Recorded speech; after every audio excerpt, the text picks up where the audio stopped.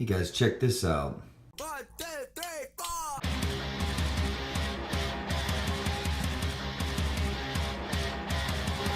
I'm Rise Again, and this is Aliens Dead Orbit. Dead Orbit. By James Stokoe. Or Stocko.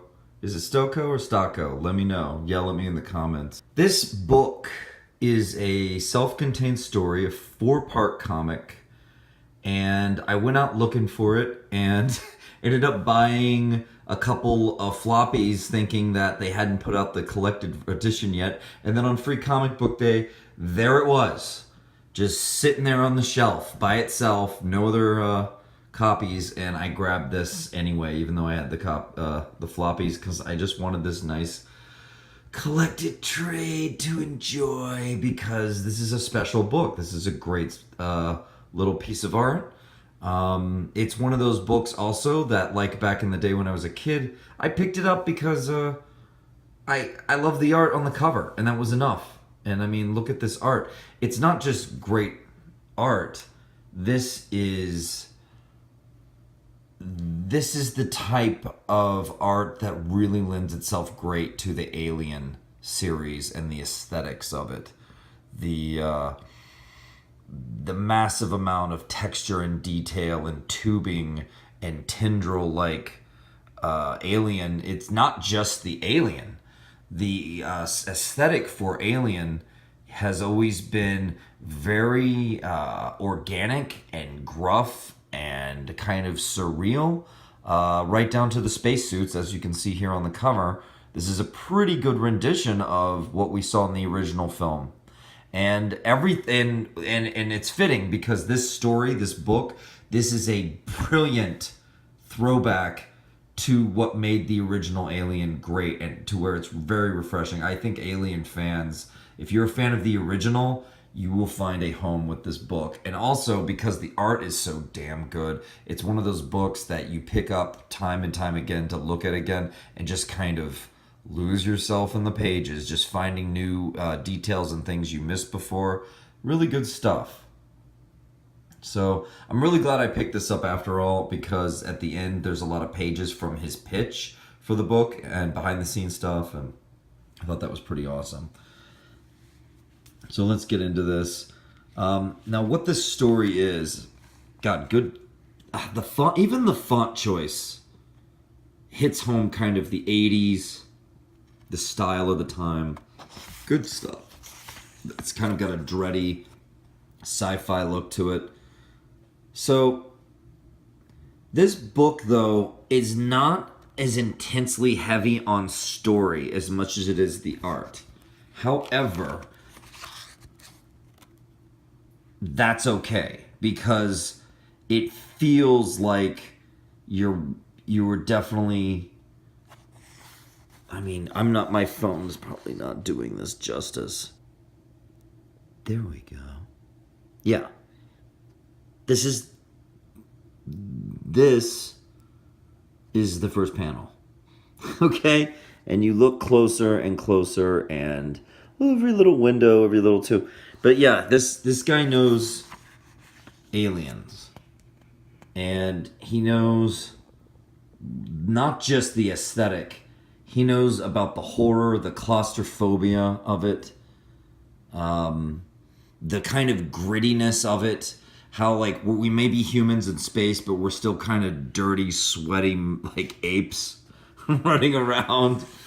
And this book captures all of that really well. It's not big on character development. It's a very breakneck speed, just constantly moving plot. And it's kind of fun, but it is definitely creative the way the story is told, because it's told where he is now, starting, and then it shoots into a brilliant flashback, which the word before flashes, and we see the space station now intact.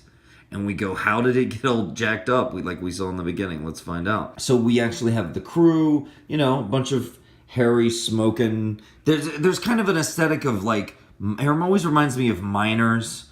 It reminds me of people who have a really tough job, which is true. I mean, outer space is a dangerous place. It's kind of the equivalent of being at the bottom of the ocean, but maybe even worse in a lot of ways.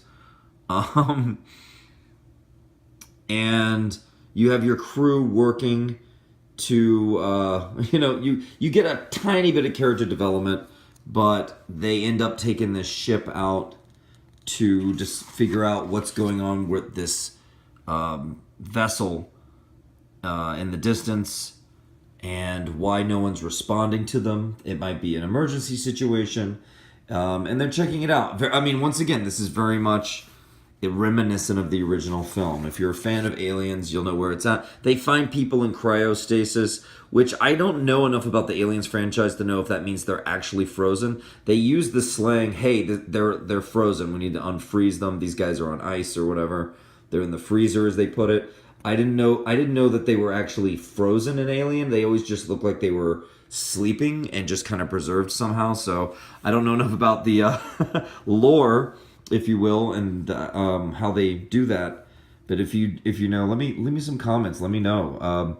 They talk about taking them off of ice, and our main character here is cutting them out so they can wake them up, and something goes terribly wrong, and they start burning alive in their chambers. And talk about a rude awakening. They wake up and their skin's gone. So they're awake, they're burning up, they're doing everything they can to pull them out, and this is what they look like by the time they're pulled out. Ow, that stings. We're gonna need some Bactine. And it's just great. It's horrific, and we haven't even seen an alien yet. It's really capturing the essence of what makes Aliens freaky. And we're jumping back to the present again. So this story is very well done in that it jumps back and forth. And then he sees this down the hall. And then it's hissing and he's freaked out. Keeps hissing. And then he looks closer. There it is. And then he looks closer still. Which is of course perfect for aliens. And once again, these creatures, they look like the technology these people are surrounded by. They blend right in. And they're anyway, they've called this, I've heard other people refer to this as a very claustrophobic space story. It is, but it isn't. I mean, it could have been more claustrophobic. Comics are claustrophobic art, and that's part of what makes them awesome. But this is, and then, the reveal. Yeah. It seems to me that this artist was born to draw Alien. I mean, he's that good at everything he does. And tells the story he wants to tell. He's not worried about character development or these long, boring conversations. Remember when we did that one run on Mars? There's none of that shit like that in there. This is just... this story just drives, man. It drives, it knows where it's going, and it can't wait to get there. But the art takes its time. He is an artist that obviously gets lost in the pages of his own work. I wonder if he even has deadlines, or if he just is like, when it's done, it's done. When I'm done drawing, I'm done. I feel like he spends so much time with this type of... this style of art, which by the end, the facial expressions and the detail of their surroundings and their the way the characters looked, it started to remind me of Masamune Shirow a lot, who I also love. And he's a manga artist, and this is almost kind of like manga meets Western, but not in that typical way you usually see, where kind of like Avatar: The Last Airbender or other things where they're like, hey, look, we stole from the Japanese. Isn't this cool, kids? Like, no, this is something else. This is an artist who really knows their own style. But yeah, what's great is because he gets lost in the pages of his own work. I mean, look at these pipes alone and the detail. I think you as a reader get that way too if you just take the time, or if you just read it again, you're going to notice new details. You're going to appreciate it.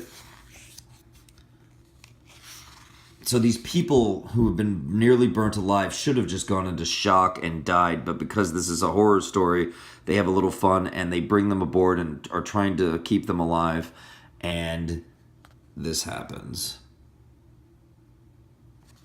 Whoopsie. Yeah. chest bursters. And the thing that was really cool about this, other than the fact that it was just, pure horror and awesome, the way he drew them. No legs, these little arms that are kind of underdeveloped and need a little time to grow. But look at those tails and the musculature to these like snake-like bodies of theirs. I never really understood how the little alien in the original movie got away so fast and moved so quickly. Now that I see them drawn like this, I get it. They are a fast moving like serpentine creature when they get out, so that they can get to where they need to go and hide, probably from an evolutionary standpoint, like a survival aspect. And they move really quick, and everybody's just freaking out and disappear down the hallway. Oh god. And then we flash back again. He does these really cool transition panels in this throughout this story. Really fun. It's not your Space Marines, it's not your guns blazing, but I think that's part of what makes it so refreshing and good. It's a return to what made the original great. And it's kind of wonderful. It almost reminded me a little of the video game Dead Space, too. Like, it might have influenced this a little bit. Could be wrong. I don't know. Dead Space is a pretty good little horror sci-fi game like this. But yeah, it's about survival at this point. The story, he wakes up getting dragged by one of these things, probably because they've eaten their fill and they're fully grown now. They grew way too fast. Because that's what they do. That's what aliens do. And hyper-evolved creature. And then, they cocoon him up probably to save him for later. This is like the equivalent of their lunchbox, their fridge. Here they are both hanging out together. Twinsies! Pretty cool double page spread happening. So yeah, this is this looks like the hero's doom. Really creepy point in the thing where you're going, how's he going to get out of this? How does anyone ever get out of this stuff? And then we flash to the captain. The captain's already cocooned up. We flash to them getting him. Classic, ventilation grabs him. I mean, these aliens, they're done so right. They are this predator that doesn't stop. It just keeps hunting. It won't quit. People are kind of losing their minds. I mean, it's just fantastic. Fun stuff. The art alone will send you going. You're not gonna have to worry about character design or any other such nonsense. So the female of the group, what's left of her, she looks like a week-old meatloaf, has a knife to the medic's throat, or a scalpel to his throat, and is, threatening them, but she seems to know what's up. She knew the other guys had creatures inside of them and they were infected. What happened to the rest of the crew? They probably got killed by an alien. When it comes to her crew, how did they get infected? We don't know. It doesn't answer those things. And sometimes what you don't show is what is the most horrific. I kind of wish they would have added a dollop more of character development, just a tad more in this story somehow. And I kind of wish it would have kind of taken it over the edge of greatness for me. And I like just something slight too, nothing too big. I still think it was a good idea to keep the pace they did and to just drive the story. But this, where the crew is infected and yet they were put to sleep, maybe I'm just missed it, but I didn't put together why they were asleep next to her. They were both infected. What was going on? Were they she doesn't really say, she said they left a warning. She froze them and then she left a warning. I thought in Aliens they just went to sleep. I didn't know that they were necessarily on ice. I guess they are. Interesting. So yeah, the fight is on. She ends up bailing, slashing the doctor's throat with everything she has and bailing. God, the scab alone on her body. I hope she doesn't pick it because, it is her body. She ends up hijacking their ship and she doesn't detach it and it tears everything to pieces in the panic. Fucking completely leaving them kind of fucked, actually. And here he is, back to him. As the story progresses, we get more and more close to where he is in the story. So as we find out the past that brought him to this point of having to, like, you know, bail and is solo going up against these aliens, the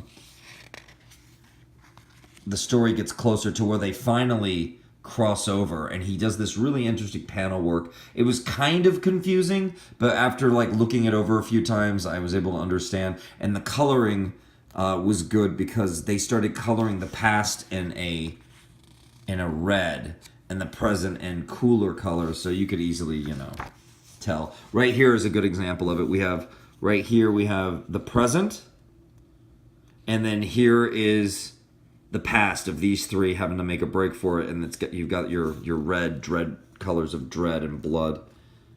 Good stuff. And then these are all mixing together. They're mixing together a lot, and the panels are. It's very interesting panel work. Maybe a little experimental even for the storytelling. Kind of risky, but I think he pulled it off. I was a little confused, but it wasn't that hard to figure out. So yeah, this is actually the point in the story where the past and the present become one, which was pretty interesting. It didn't like hit me that hard. I was actually kind of at this point glad that we weren't in the past anymore and we could move forward. It was almost like, okay, now we can really move forward with this. You know, getting hunted down by aliens. Anyway, I will skip the ending on this and let you, if you want to pick it up, see for yourself what happens. It's just bad. It's bad. Let me just say, it turns like a good alien movie. The final climax is incredible action and just balls to the wall, frighteningly cool. So yeah, these were some covers he did. Some other people did. And then this was his pitch. And look at this. If that's not Masamune Shirow, I don't know what is. That's, I mean, it looks like Masamune Shirow sat in on this and drew a little. But his original pitch was Space Marines, and look at how fun it looks. Ay. Pencils of the double page spread, pretty beautiful stuff. Stuff to learn from if you're an artist. Look at this. It hurts to look at it. The detail, the attention to the world. Look at this page and tell me this isn't Masamune Shirow. Anyway, beautiful work. I kind of wish or hope that Dead Orbit is successful enough to where he does this. Like, bring this in, man. You obviously worked hard on it. You put your heart and soul into this. Like, you've told your alien story. Now tell your aliens story. Get your Space Marine on. We'll buy it. I'll buy it. I love good Space Marine stories that look like this. This is awesome. This is awesome. So yeah.